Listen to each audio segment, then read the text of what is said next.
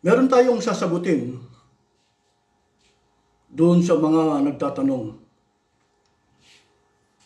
Ang tanong po nila, kung papaano ko mapapatunayan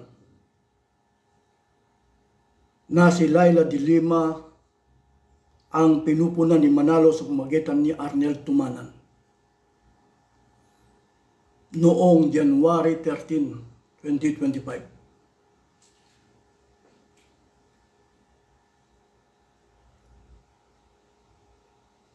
Nagsagawa po sila ng bukang bibig nila, peace. Pero ang totoo, political rally. Kaya ngayon, nakapagsalita ako kahapon, hinahanap po nila yung ebidensya kung papaano ko mapapatunayan na si Leila de Lima ang tinutuligsa ni Arnel Tumanan noong January 13. Pero mas maganda po, pakinggan muna ninyo si Arnel Tumanan. Ito po yung sinabi niya, pakinggan ninyo. Nag-anaw-anaw nakaalib sa Iglesia ni Kristong narito ngayon. Ang nais po natin, ang maliit na tinig na ngayon ay pinagsasama-sama natin sa ating rally, mapakinggan naman ng pamahalaan.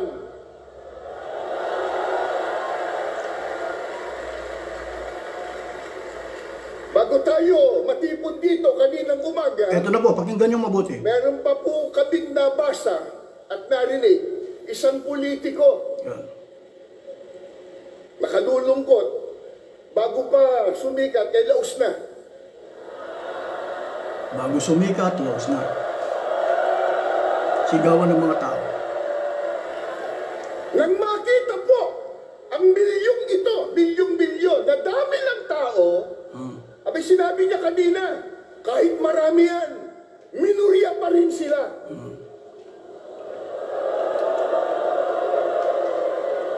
Eh sino ba nagsabi sa kanya na tayo ang mayurya? Pero, sa dami natin ngayon, at sa lakas ng tinig ng mga mamamayang Pilipino, eh parang tayo lang ang nasa mayurya.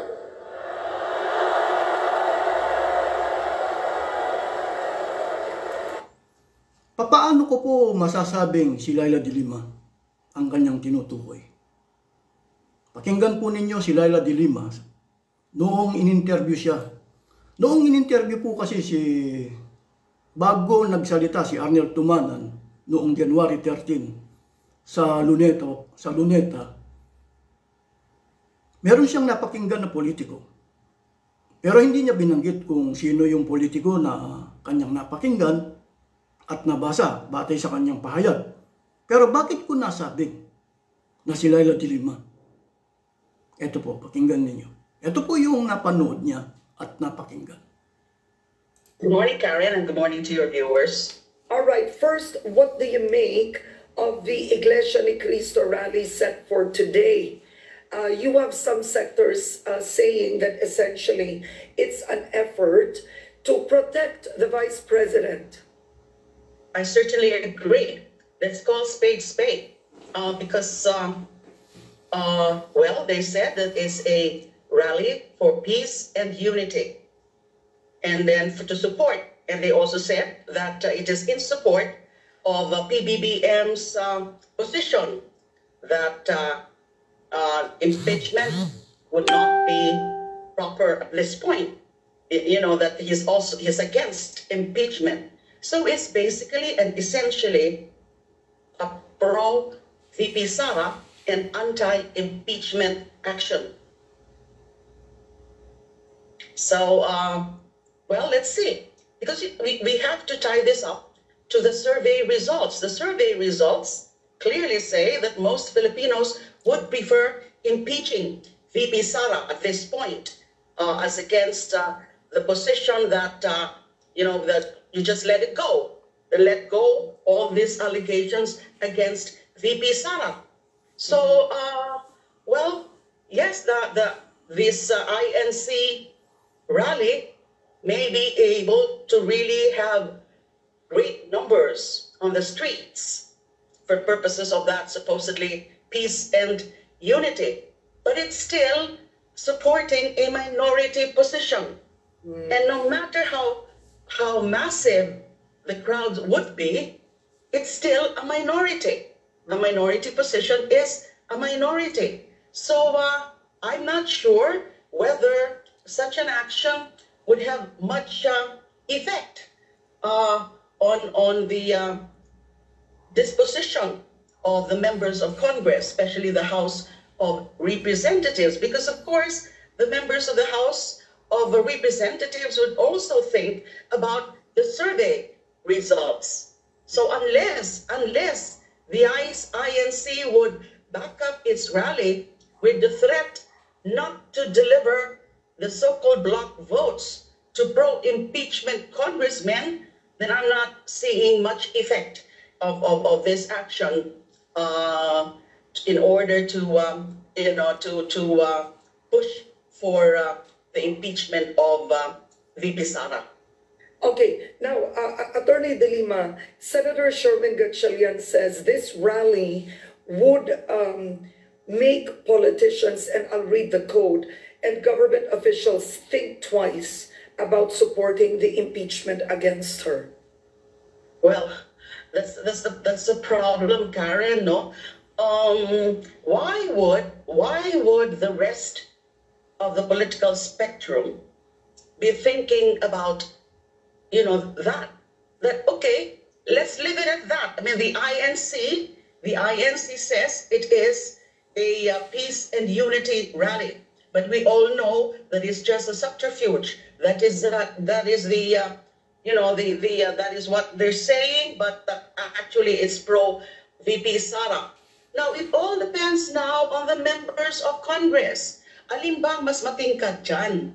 Yung magiging epekto o yung makikita nila na magiging reaction ng INC, or is it about upholding the principles of transparency and accountability, and especially upholding the rule of law and the Constitution? So I don't find it really proper to be equating it to that. The perceived pressure that the INC as a religious sect can have on the members of Congress. It's a sad reality. And as I said, it could only be the minority position at this point. We see the survey results. So how can a minority group espousing a minority position hold that sway, can have that sway over most members of Congress? And also not just most members of Congress, but based on the survey, the majority of Filipinos. Certainly, majority of Filipinos, 41%, as again 35%. And then the undecided, which is 19%. And if we look at the geographical areas, the northern Luzon and the southern Luzon in the surveys, well, it has the highest rate in terms of pro impeachment. So that's 53% and 52%. So clearly, Luzon and Visayas, majority of many Filipinos, most Filipinos are for impeachment. Sa Mindanao lang ang hindi, which is 22%, as against 56% against impeachment. But then again, for a bailiwick, for a Duterte bailiwick like Mindanao, 22% seems high. So I see, I don't think there is any doubt as to the pulse of the people, especially the middle class, especially the classes A, B, C, and the middle class can very well also hold sway and influence all the class D. And because all it takes is further explanation, advocacy as to the legitimacy of the grounds for impeachment. I think we should clarify that Napakinggan po ninyo. Ito po yung napakinggan ni Arnel Tumanan bago siya nagsalita sa stage sa Luneta nung nagsagawa sila ng rally noong January 13. Ang tinutuligsa ni Arnel Tumanan ay si Laila de Lima.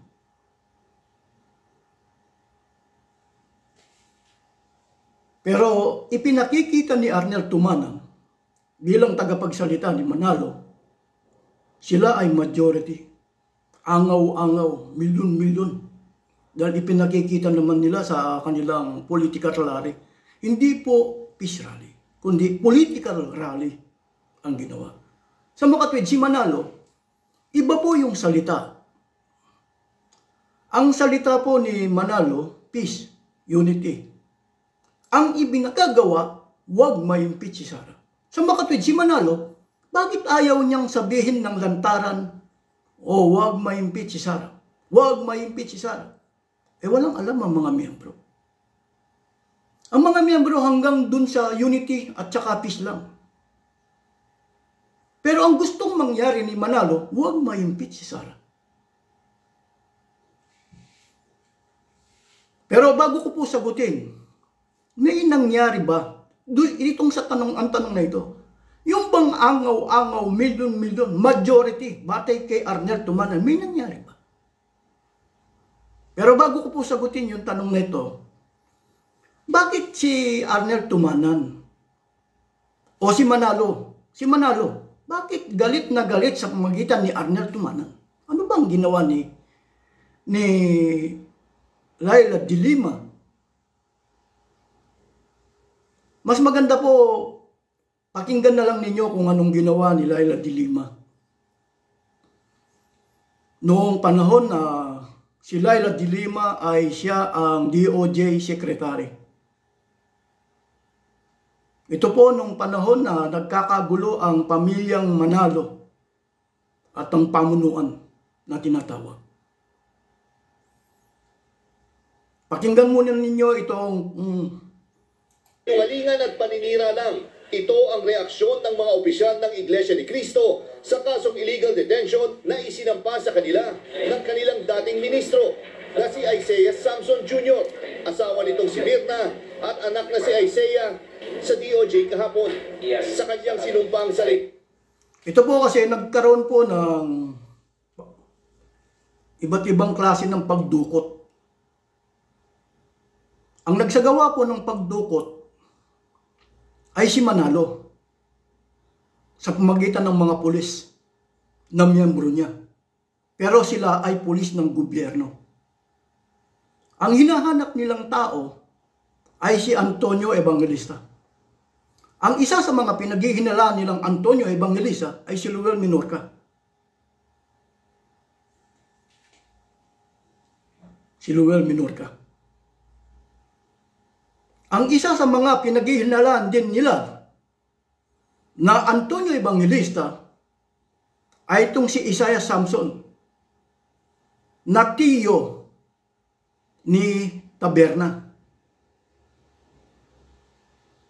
Yung tagapagsalita ng 2x2 para maunawaan po ninyo.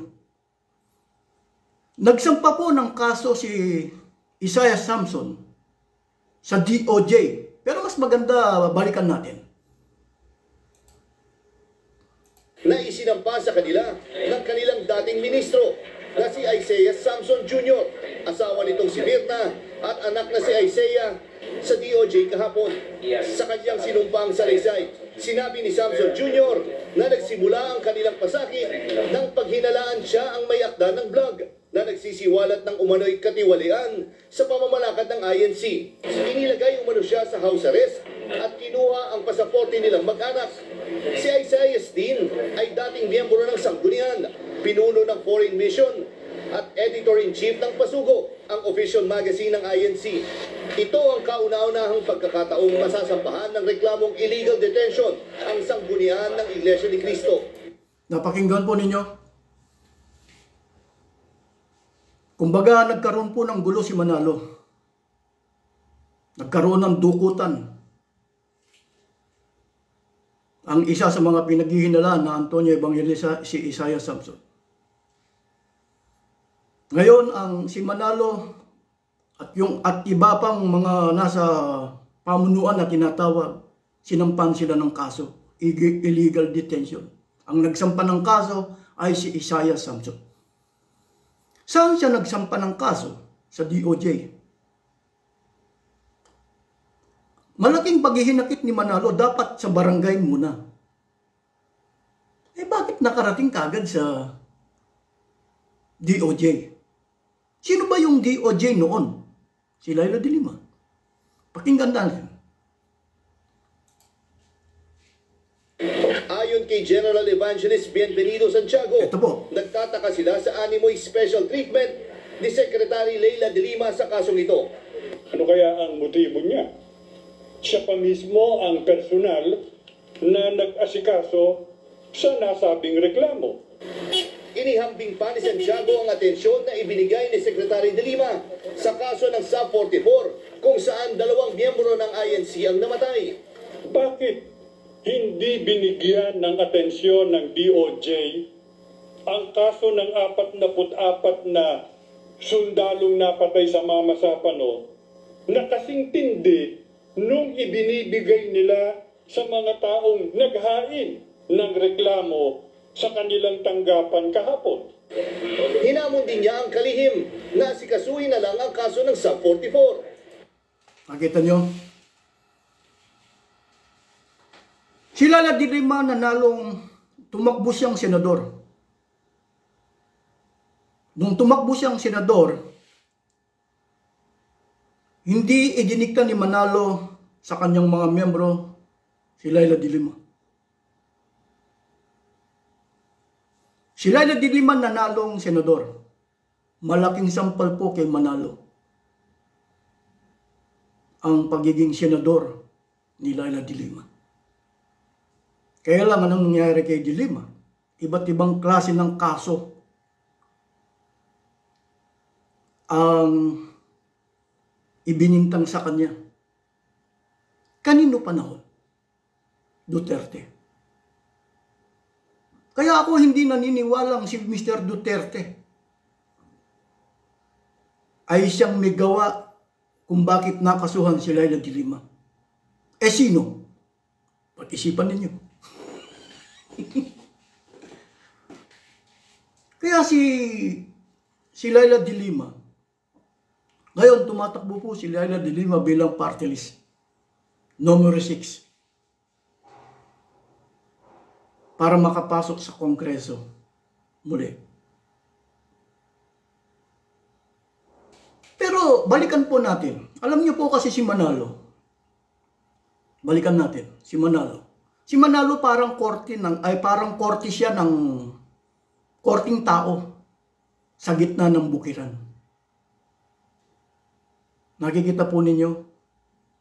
Si Manalo sa pamagitan ng kanyang mga miyembro, sila ang lumilitaw sa gitna ng bukiran na korting tao.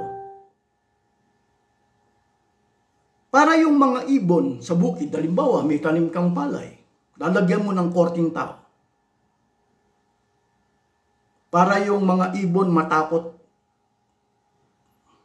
para hindi dapuhan ng mga ibon ang mga palay. Anong gagawin mo? Gagawa ka ng korting tao. Si Manalo lumulugar siya na parang korting tao. Tinatakot niya ang mga nasa Kongreso na huwag pumirma sa impeachment.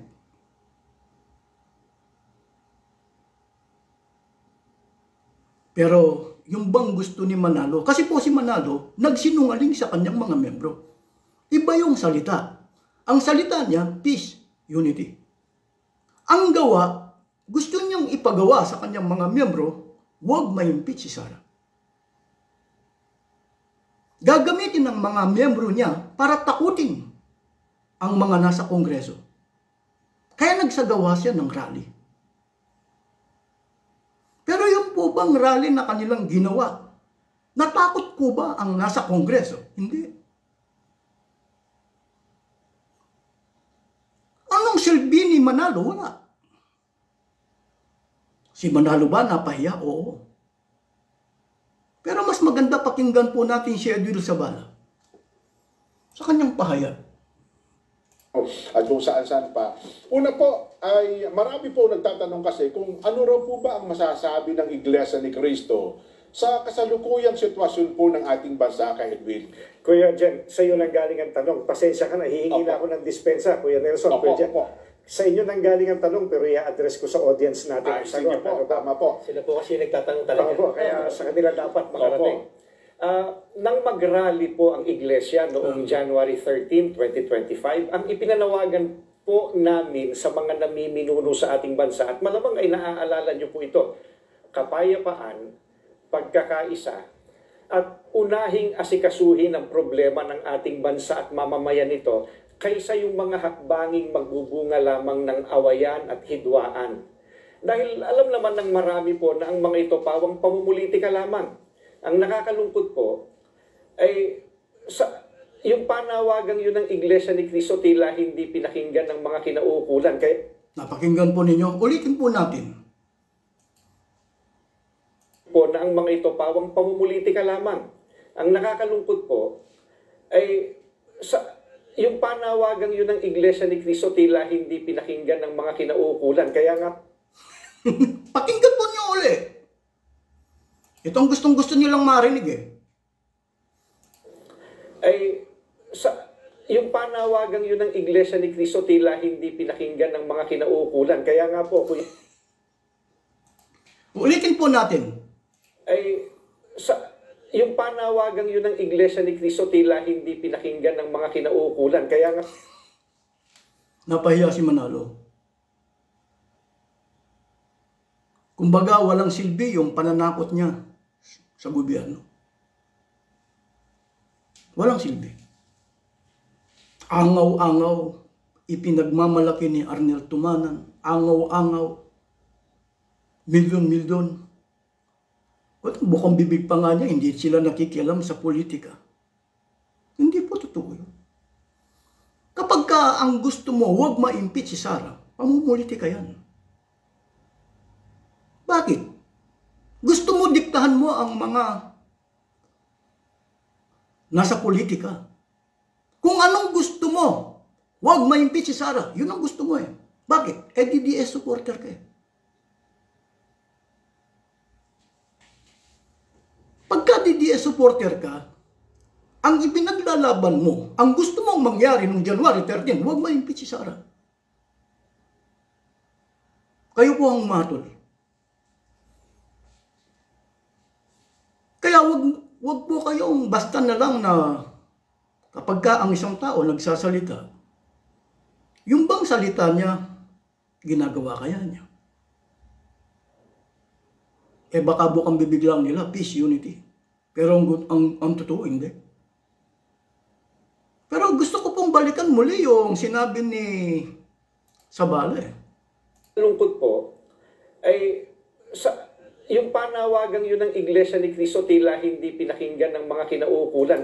Pakinggan po natin uli si Arnel Tumanan. Si Arnel Tumanan may sinabi eh, na nagyayabang si Arnel Tumanan eh. Amin lang tao, abay sinabi niya kanina, kahit marami yan, minoriya pa rin sila.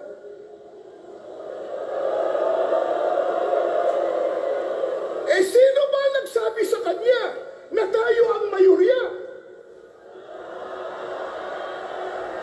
Pero, Ito na. sa Pakinggan dami niyo. natin ngayon, Oh, sa dami. at sa lakas ng tinig ng mga mamamayang Pilipino, parang tayo lang ang nasa mayorya.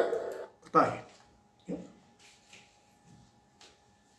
Kaya yung nagtanong po na kung papaano ko po nasabing na si Laila de Lima ang tinutukoy niya, nasagot ko po. At kung bakit nagagalit si Manalo kay Laila de Lima.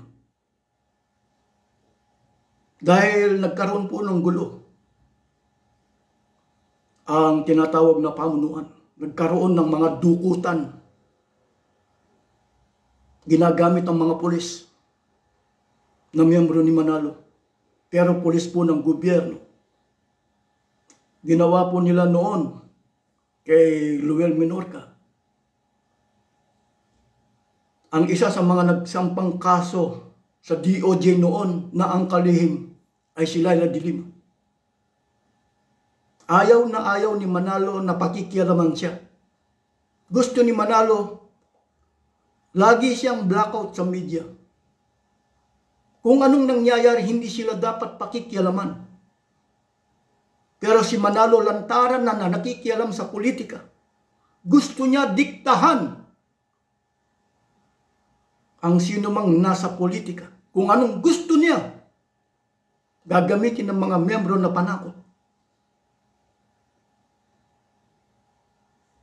Subalit malaking pagkakamali po nila dahil naging matalino po ang BBM. Naging matalino. Kumbaga, ang ginawa po ni BBM, nilaro sila. Nilaro. Kaya malaking sampal po kay Manalo. Kaya napahiya sila sa ginawa po nila. Ito po ang aking paksang naipaksa. Marami pong salamat.